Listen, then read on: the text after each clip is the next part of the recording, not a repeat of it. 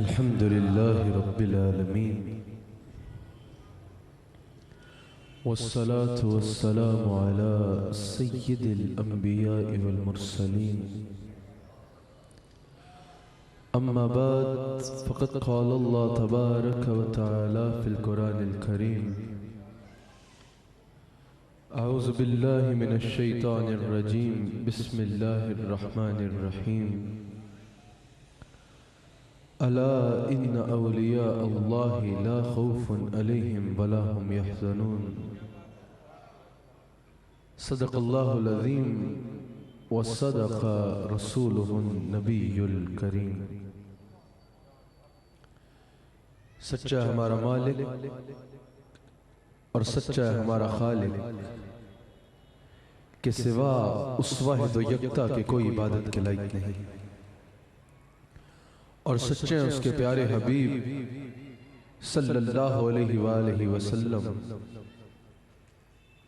کہ جو اللہ کریم تک پہنچنے کا واحد ذریعہ ہے،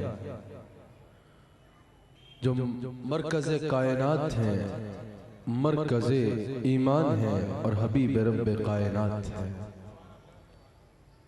جن کے ایک شہزادے اور غلام صادق کے یوم پر حضرت خواجہ خواجگان حضرت خواجہ معین الدین چشتی اجمیری رحمت اللہ تعالی علیہ کے یوم پر میں اور آپ یہاں حاضر ہیں۔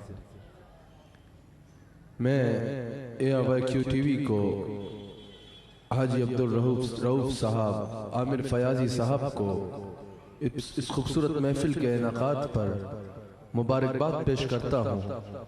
اللہ کریم حضور علیہ السلام کے ساتھ ان کی محبت و عقیدت اور ان بزرگان دین کے ساتھ ان کی عقیدت و محبت قائم رکھے اور اس سے استفادہ کرنے کی توفیق عطا فرمائے۔ آج حضرت خواجہ خواجگان حضرت خواجہ معین الدین چشتی اجمیری رحمت اللہ تعالی علیہ آپ کا یوم ہے۔ آپ کے یوم کے سلسلے پر QTV نے، عامر فیاضی صاحب نے اس محفل کا انعقاد کیا۔ میں بھی چند دیر آپ کی شان بیان کرنے کی اور آپ کی بارگاہ میں حاضری لگوانے کی کوشش کروں گا۔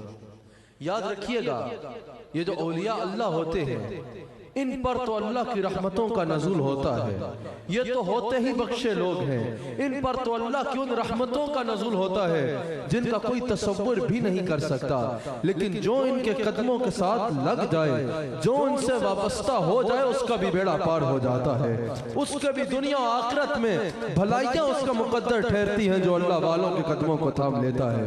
اللہ کریم قرآن کریم میں ارشاد فرماتا ہے، الا ان اولیاء اللہ لا خوف علیہم ولا ہم یحزنون، بے شک یہ جو اولیاء اللہ کی جماعت ہے ان پر کوئی خوف نہیں ہے اور نہ ہی یہ غمگین ہوں گے، ان پر کوئی خوف نہیں ہے اور نہ ہی یہ غمگین ہوں گے۔ یہاں اللہ نے خوف کا بھی ذکر فرمایا اور غم کا بھی ذکر فرمایا کہ ان کو کوئی خوف بھی نہیں ہے اور یہ غمگین بھی نہیں ہوں گے۔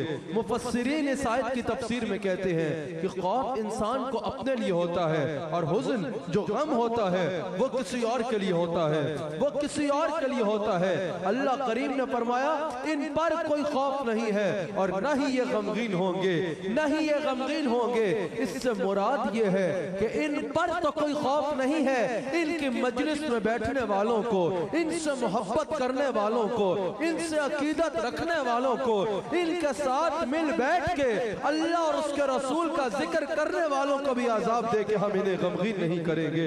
ان کے ساتھ جو لگ جائے گا اس کو بھی ہم عذاب دے کے انہیں غمگین نہیں کریں گے۔ یعنی اولیاء اللہ کو اپنی ذات کے لیے بھی خوف نہیں ہے اور جو ان کے ساتھ وابستہ ہو جاتا ہے اس کو بھی اللہ کریم غموں سے نجات عطا کر دیتا ہے۔ الحمدللہ آج ہم حضرت خواجہ غریب نواز کا یوم منا رہے ہیں۔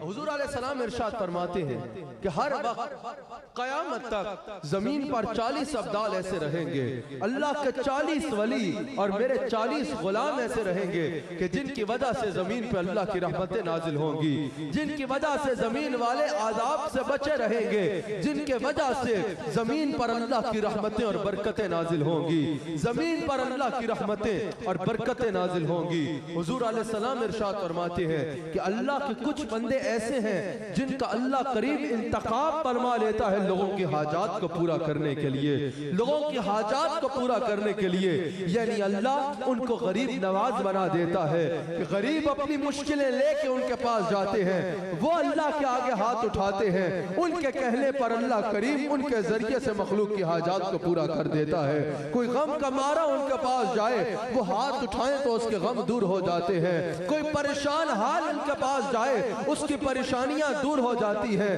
کوئی مشکل میں ان کے پاس جائے، اس کی مشکلات دور ہو جاتی ہیں۔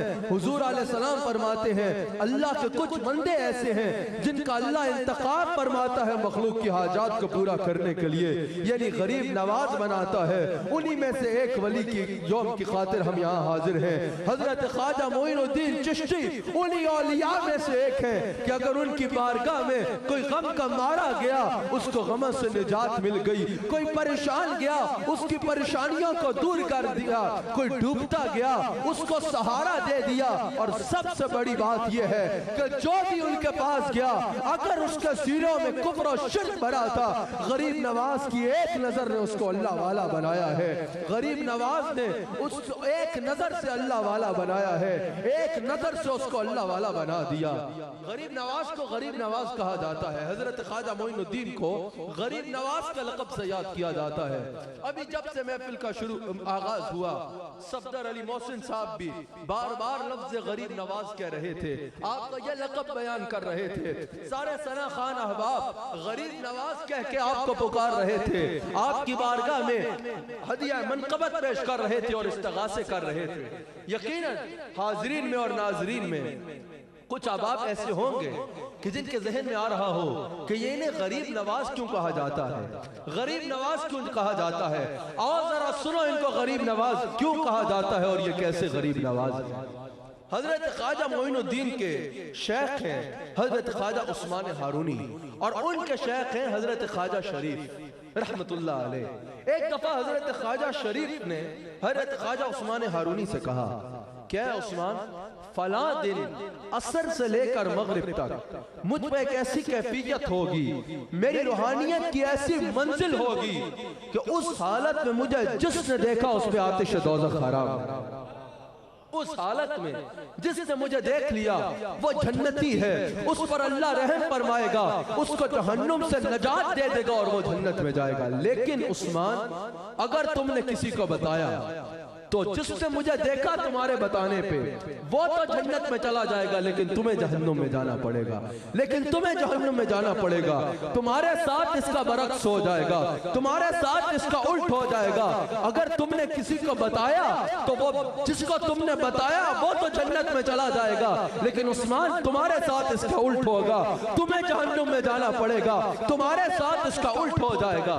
حضرت خواجہ عثمان ہارونی نے کہا حضرت خواجہ شریف سے حضور میں کسی کو نہیں بتاؤں گا لیکن مجھے صرف اتنی اجازت دے دیجئے کہ میں اپنے مرید معین الدین کو بتا دوں۔ حضرت خواجہ شریف نے کہا ٹھیک ہے، معین الدین کو بتانے کی اجازت ہے لیکن معین الدین کو بھی یہ بتا دینا کہ اگر اس نے یہ آگے کسی کو بتایا تو اس کے ساتھ الٹ ہو جائے گا، وہ تو جنت میں چلا جائے گا لیکن کیونکہ اس نے بتایا ہے اس کو جہنم میں جانا پڑے گا۔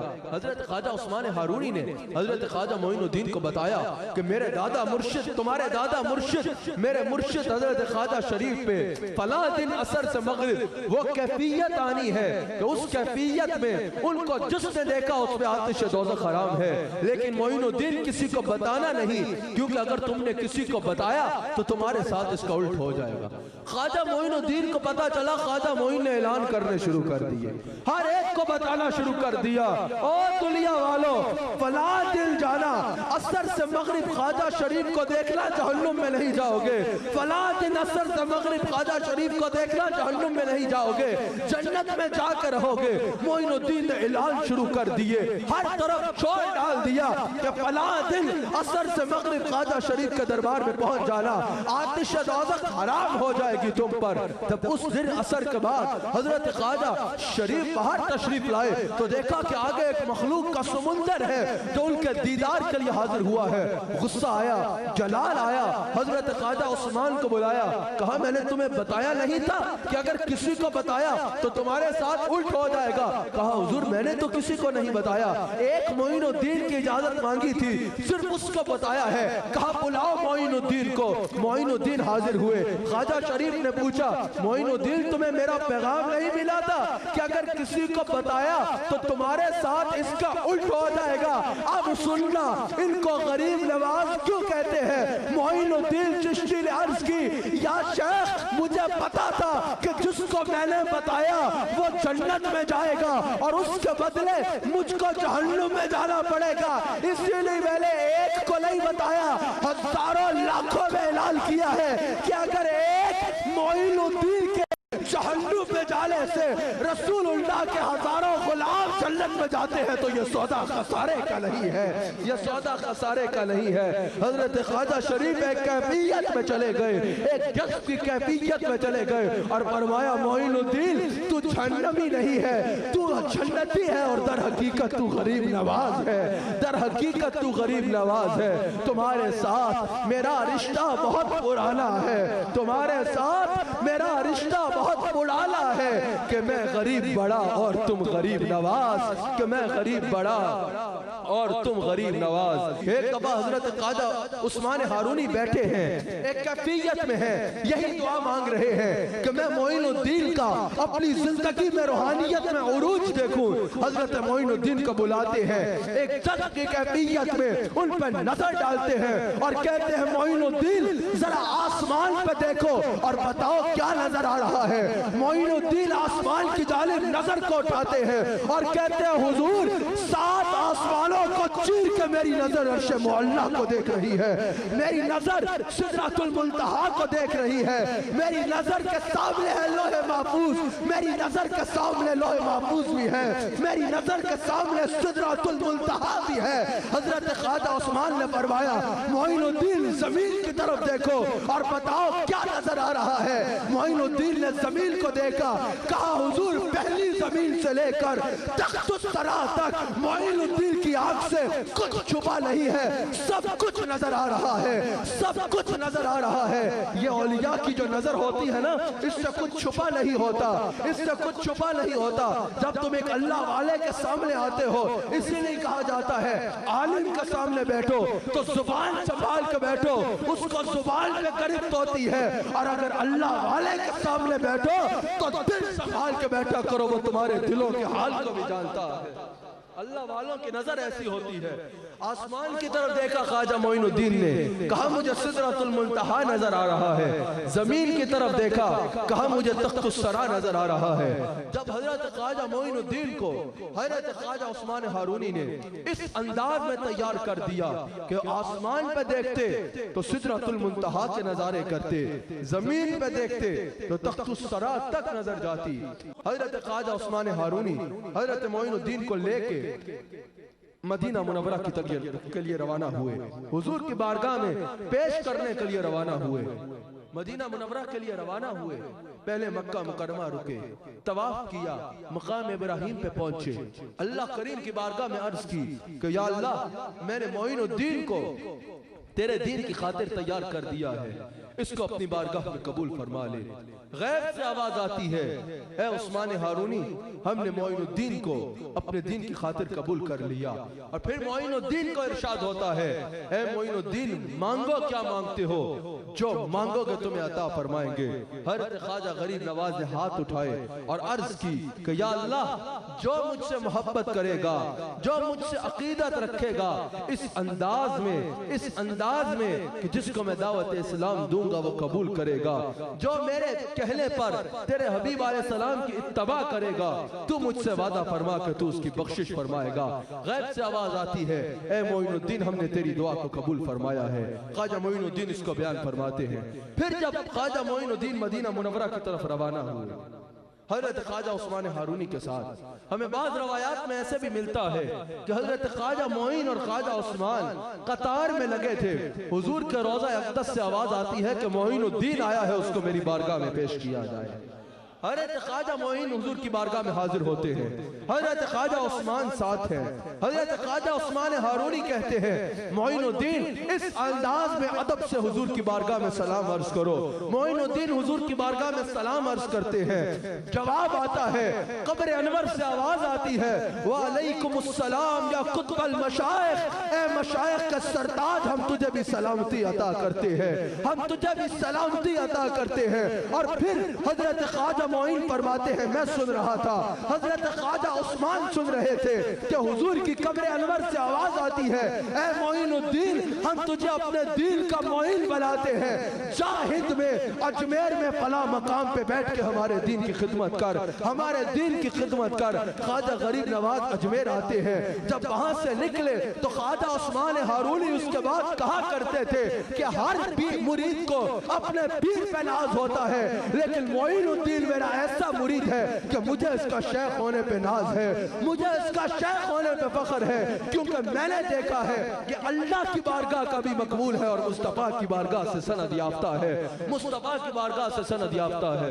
جب حضرت خواجہ معین الدین چشتی اجمیری رحمت اللہ تعالی علیہ جب آپ اجمیر آئے، کیونکہ حضور کے بٹھائے بیٹھے تھے، حضور نے آپ کو فرمایا تھا کہ میں نے تمہیں اپنے دین کا معین بنانا ہے، تو برکت تو ہونی تھی. برکت ایسی تھی کہ روزانہ ہزاروں کی تعداد میں لوگ آتے اور آپ کے ہاتھ پہ اسلام قبول کیا کرتے، لاکھوں کی تعداد میں لوگ آتے اور آپ کی بارگاہ میں حاضر ہو کے اسلام قبول کیا کرتے.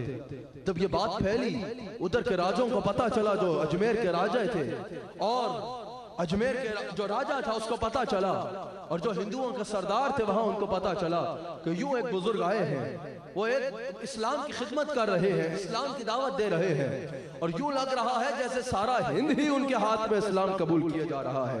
ہمیں روایات ملتا ہے کہ 95 لاکھ لوگوں نے آپ کے ہاتھ پر اسلام قبول کیا. جو ان کے پاس جا رہا ہے وہ اسلام قبول کرتا جا رہا ہے، ان کے نبی کا کلمہ پڑھتا جا رہا ہے. تو انہوں نے پیغام بھیجا حضرت خواجہ معین الدین کو کہ یہاں سے اٹھ جاؤ اور اس دین کی تبلیغ، اسلام کی تبلیغ کرنا بند کر دو. پھر کیا ہوا اب سنیے گا. جو چال وہ خواجہ معین الدین کے خلاف کھیلتے تھے، وہی ان کی چال الٹی ہو کے انہی پہ پڑ جاتی تھی. اس کے ذریعے سے ہزاروں لوگ اسلام قبول کرتے تھے. انہوں نے خواجہ معین کو پیغام بھیجا کہ آج کے بعد آپ ہمارے تالاب سے پانی نہیں پیئے. ان کی یہ چال تھی کہ خواجہ معین تو پیاسے تڑپیں گے. سارے مرید بچارے جو ہیں وہ پیاس میں جب تڑپیں گے، پیاس میں جب شدت ستائے گی، بھوک اور پیاس کی شدت سے پریشان ہو کے وہ معین الدین کو چھوڑ کے بھاگ جائیں گے. ان کو نہیں پتا یہاں سروں کا سودا نہیں، یہاں دلوں کا سودا کیا جاتا ہے.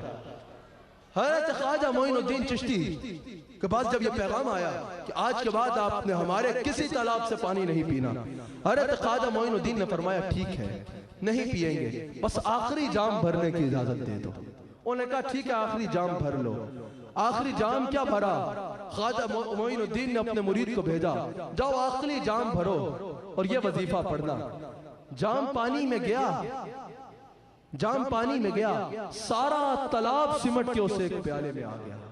سارا تالاب سمٹ کے ایک پیالے میں آ گیا، سارے تالاب کا پانی خشک ہو گیا. خواجہ معین الدین کے پاس وہ لوگ آئے، حضرت رحم کریں، حضرت ایک تالاب ہے اجمیر کے، سارا پانی جو ہے وہ خشک ہو گیا ہے، رحم کریں ہمارا یہ پانی واپس عطا فرمائیں. خواجہ معین الدین نے وہ پانی کا حکم فرمایا کہ جاؤ اس پیالے کو اس تالاب میں الٹ دو. وہ ایک پیالے کا تالاب میں الٹنا تھا کہ تالاب پانی سے بھر جاتا ہے. یہ چال انہوں نے کھیلی کہ لوگ خواجہ معین کو چھوڑ کے بھاگیں گے، یہ چال بھی ان کے سر پہ ہی پڑی. یہ واقعہ دیکھ کے بھی اور ہزاروں لوگوں نے اسلام قبول کر لیا. پھر جب شور ہوا تو جو اس وقت کا سب سے بڑا جادوگر تھا، اس وقت جس کے جادو کا دنیا میں ڈنکے بجتے تھے، ہندوؤں کا سردار تھا اور جادوگر تھا، جےپال اس کا نام تھا. اس کو خبر ملی، اس نے کہا میں مقابلہ کرتا ہوں، اور اس نے کہا دیکھنا معین الدین میرے آگے ایک لمحہ بھی نہ ٹک پائیں گے. وہ اجمیر آیا، خواجہ معین الدین کے پاس آیا. خواجہ معین الدین سے کہتا ہے کہ میرا مقابلہ کرو اپنے جادو کے منتر کے ساتھ. یہ اس وقت کے ہندوؤں کا اور جادوگروں کا سب سے بڑا رہنما تھا, سب سے بڑا سردار تھا. اس نے کہا مجھ سے مقابلہ کرو اپنے جادو کے منتر کے ساتھ. وہ سمجھ رہا تھا یہ جادو ہے. اس نے کہا مجھ سے مقابلہ کرو. حضرت خواجہ معین نے کہا میرا یہ معیار نہیں ہے کہ میں تیرے سے مقابلہ کروں. اس نے فضا میں اڑنا شروع کر دیا اور کہا کہ اب میں ایسی چیزیں برساؤں گا تم پہ جو تم سب کو تباہ کر دے گی. یہ اس کے جادو کے زور پہ تھا. خواجہ معین نے کہا ارے تو کیا کرے گا, تیرے مقابلے کے لیے تو میری جوتیاں کافی ہے. خواجہ معین نے اشارہ کیا, خواجہ معین کی جوتیوں نے اس کے مقابلے پہ اڑنا شروع کر دیا. نہ صرف اڑنا شروع کر دیا, اس کے سر پہ بجنا شروع کر دیا. وہ زمین پہ گرتا ہے, خواجہ معین کے قدم تھامتا ہے اور کہتا ہے مجھے کلمہ پڑھاؤ اپنے نبی کا. وہ مسلمان ہوتا ہے. خواجہ معین سے کہتا ہے لیکن مسلمان تو ہو گیا ہوں, اب میری ایک عرض ہے جس کو قبول کرو, جس کو قبول کرو. خواجہ معین نے فرمایا مانگ کیا مانگتا ہے؟ اس نے کہا مجھے ایک لمحے میں روحانیت کی ان منازل کا مشاہدہ کرا دو, روحانیت کی وہ منازل طے کرا دو.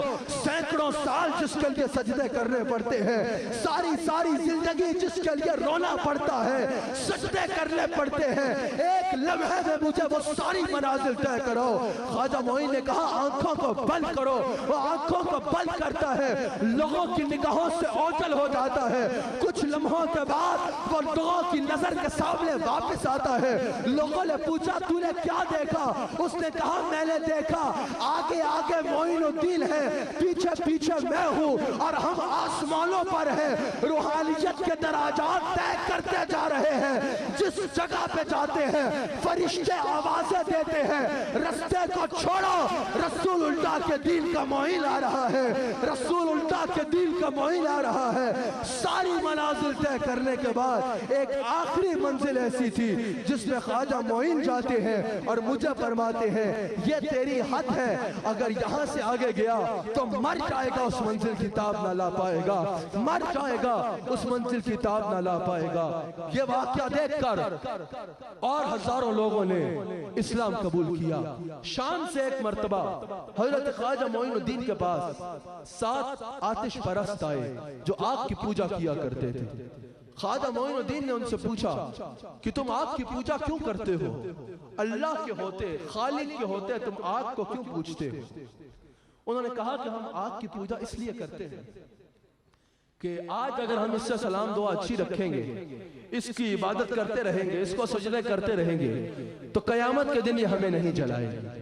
جہنم کی آگ قیامت کے دن ہمارا لحاظ کرے گی, ہمیں نہیں جلائے گی.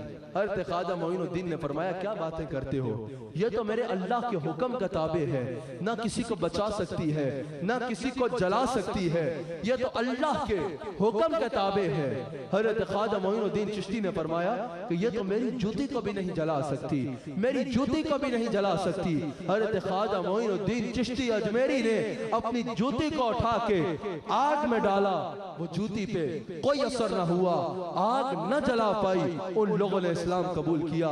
یہ واقعہ آپ کی سیرت کی کتب میں موجود ہے, لیکن میں یہ سوال کرنا چاہتا ہوں اگر کسی جوتی کو خواجہ معین الدین سے نسبت ہو جائے تو اس کو آگ نہیں جلاتی, اگر کوئی انسان ان سے محبت رکھے گا تو اس کو آگ کیسے جلا سکتی ہے. بس اپنی گفتگو کو سمیٹ رہا ہوں. آپ ایک مرتبہ سمرقند تشریف لے کے گئے. ابو لیث سمرقندی کے گھر کے قریب جو جامع مسجد تھی اس میں آپ نے نماز پڑھائی. جب آپ نے نماز پڑھا لی تو لوگ آپ کے پاس آئے, کہا حضرت جس سمت پہ آپ نے نماز پڑھی ہے یہ سمت کعبہ نہیں ہے, جس سمت پہ آپ نے نماز ادا کی ہے یہ سمت کعبہ نہیں ہے. آپ نے فرمایا یہی سمت کعبہ ہے, یہی سمت کعبہ ہے. لوگوں نے کہا نہیں یہ سمت کعبہ نہیں ہے. آپ نے فرمایا میں بتا رہا ہوں نا یہی سمت کعبہ ہے. جب لوگوں نے کچھ نے ماننے سے انکار کیا تو جو ان کا خطیب تھا جو بات کر رہا تھا حضرت خواجہ معین الدین نے اس کے سر پہ ہاتھ رکھا. وہ کہتا ہے میری نظر سے سارے پردے ہٹ گئے, میں نے سمرقند میں کھڑے ہو کے اس سمت پہ کعبۃ اللہ کی زیارت کر لی جس سمت پہ خواجہ معین الدین نے نماز ادا کی تھی، جس سمت پہ خواجہ معین الدین نے نماز ادا کی تھی۔ حضرت قطب الدین بختیار کاکی رحمت اللہ تعالی علیہ یہ حضرت خواجہ معین الدین کے مرید تھے۔ آپ ایک مرتبہ ایک رستے سے گزر رہے تھے، آپ کا شورا تھا علاقے میں، لاکھوں لوگ آپ سے اکتساب فیض کیا کرتے، اور اس دور کا جو بادشاہ تھا وہ بھی آپ کا مرید تھا، آپ کا عقیدت مند تھا، بادشاہ بھی ساتھ تھا، ڈھیروں لوگ ساتھ تھے۔ ایک عورت سامنے آ گئی، ایک پروپیگنڈا ہوا، ایک عورت سامنے آئی اور اس نے کہا تم بڑا ولی سمجھتے ہو اس کو، اس میرے پیٹ میں جو بچہ ہے وہ بختیار کاکی کا ہے، میرے پیٹ میں جو بچہ ہے وہ بختیار کاکی کا ہے۔ اس نے یہ الزام لگایا، لوگوں نے فوراً باتیں شروع کر دی۔ لوگوں کی یہ پرانی عادت ہے، اللہ والوں کے بارے میں جو افواہ سنے بغیر تحقیق کے اس پہ تبصرے شروع کر دیتے ہیں۔ لوگوں نے تبصرے شروع کر دیے، لوگوں نے باتیں شروع کر دی، دیکھو ہم کیا سمجھتے تھے یہ کیا نکلے۔